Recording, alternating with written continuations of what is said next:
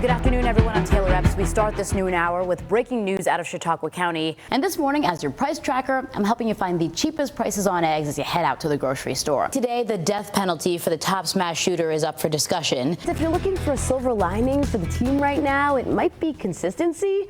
The Sabres have only scored one goal in each of the first three games. The final score here, 48-42, yet another high-scoring game for the Bills. All right, the good news here, folks, is we made it, right? It's the best time of the season. It's a wonderful time of year, and this parade is a favorite for so many of you. The better news is it looks like a movie out here, right? It looks like we're in a snow globe. Really, all it takes is a quick drive in our city to find the problem. Here we are right near the theater district, and there are lines here. You can see them. They're pretty faint, not the best, but you can get the gist. Now, if you cross the street over Goodell here, things get much worse. A Monday afternoon, what was supposed to be a safe school environment to learn turned violent, sending that one student to the hospital. This milestone night for the city. This is the first swearing in of a new mayor since 2006. That is 18 years ago, of course, when Byron Brown was first elected. I've been up and down the East Coast, and no place else is that bad. Matthew Kerriglin is a nurse's aide. He lives in West Seneca but commutes to Amherst, and poorly timed red lights can make him late to work.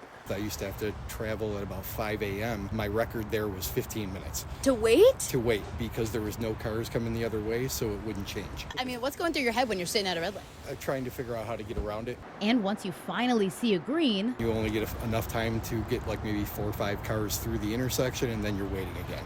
It can get pretty aggravating when we travel to and from work every day, and that wait time adds up.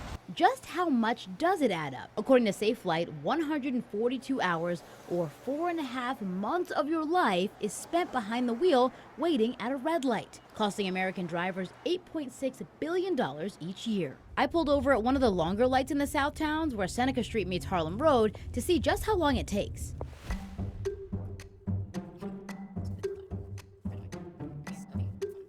Look at the cars piling up.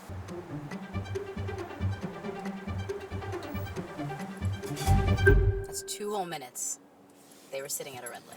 So I asked the state DOT what's going on here. A spokesperson tells me they occasionally get calls about signal timing, and they have crews that investigate and respond. But I'm told this intersection is operating as intended, and that wait times are based on traffic flow. Of the 830 traffic lights they manage across western New York, the DOT has installed 70 MyoVision camera systems, with more coming this year. Do you notice that it's worse in one area, or is it just the South Towns? Or? It seems to be more the South Towns, but I've encountered a few lights in Buffalo where it's similar. Jocelyn Fuhrer says she too has noticed a few lights that are off in Buffalo. Delaware and West Delavan. Like Iroquois and Elmwood is a big one. There's a light where there's not even a crossroad. I met her at this one at West Tupper and Pearl after she saw our post on our WKBW Instagram. And I felt like I had been heard. Like for the first time, I was like, oh my God, I've been telling and complaining about this to my friends. I feel like I've been screaming into the void. She even made an account on Twitter, now X, to share her frustrations. So I created a thread, lights in Buffalo that should have been a stop sign. I mean, obviously some of them we do need lights, I understand that, but some of them, like at least certain parts of the day, don't need to be going at all times. She times the lights and she's got her own system to try to catch a green because it's just that bad. And for those who don't have a system, many just run the red light. They're like, I know that if I don't make this, like, I'm gonna be late for work today. You're sitting at these lights for 3 minutes, like it can make or break your commute, like you don't know. Pure rock salt. It doesn't get any better than this. It's they call it white gold. It's the one thing everyone's trying to get their hands on.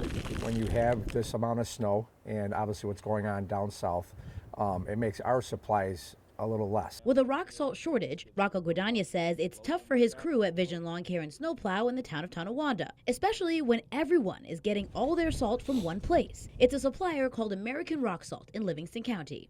You know, they're really short right now and that they can't help out commercial contractors, and their obligations are to help governments and also municipalities. But they still need salt to take care of parking lots like this one. So they called around to 10 different suppliers and... They have to be proactive, and that's exactly what we've done.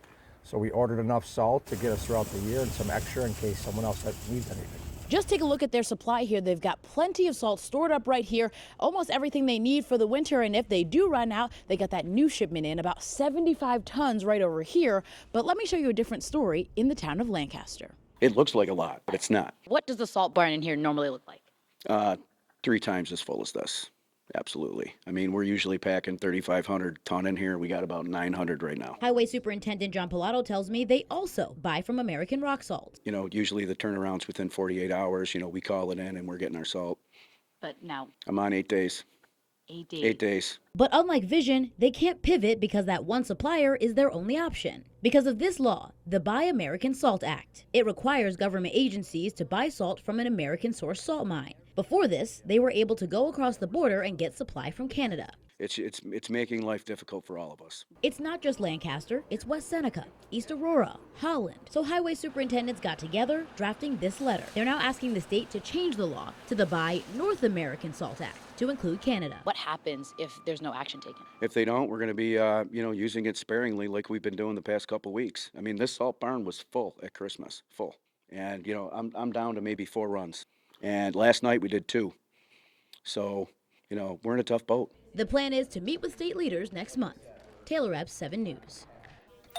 We have, appliances. We have, pretty much everything, you would need. A book from the 1950s. Isn't that cool? A calendar from the 20s. That's an original. Vintage lamps. Those are probably from like the early 1900s. There's a lot to shop through here at iThrift. They've been here in Lockport for about a year. Owner Justin Nanka likes selling things you can't find anywhere else and for a discount. Growing up, we didn't have a lot of money, and thrift stores were our way to go. So if we can bring that to the community and have everything a little cheaper and help out a lot more, every day is a different deal. Mystery Monday, Take It Home Tuesday. 50% off all of our furniture. And then twice a month, they do something even bigger. We wanted to get the community excited about something and bring the community together, and I figured this would be a fun, active way to do so. So far it's been great. So he became Lockport's very own Willy Wonka. I have 3 golden tickets that are going out today. With prizes from gift cards to local businesses to $500 cash. So what he does is he takes these golden tickets, comes out to a random place in the city of Lockport, like here by the locks, and then takes this little guy, hides it somewhere for someone to find. Now, how do they find it? Well, he posts one of these clues on social media. You get this riddle, you'll find that golden ticket. Good luck, everyone. People are going crazy. I mean, who doesn't love a scavenger hunt and winning some stuff? When we were out looking for them, there were crowds of people. Had to have been at least 100 or 200 people. Bradley Weaver and Rachel Finnegan saw this clue and knew they'd find a prize at Stooge's Burger Bar. I started yelling, I got it, and everybody's like, oh, congratulations. And they were posting on Facebook, oh, I hope it was the money. They're a really nice family. They were great. It wasn't the money, but I did catch up with the winner of that big prize. It took over an hour to find it, but it was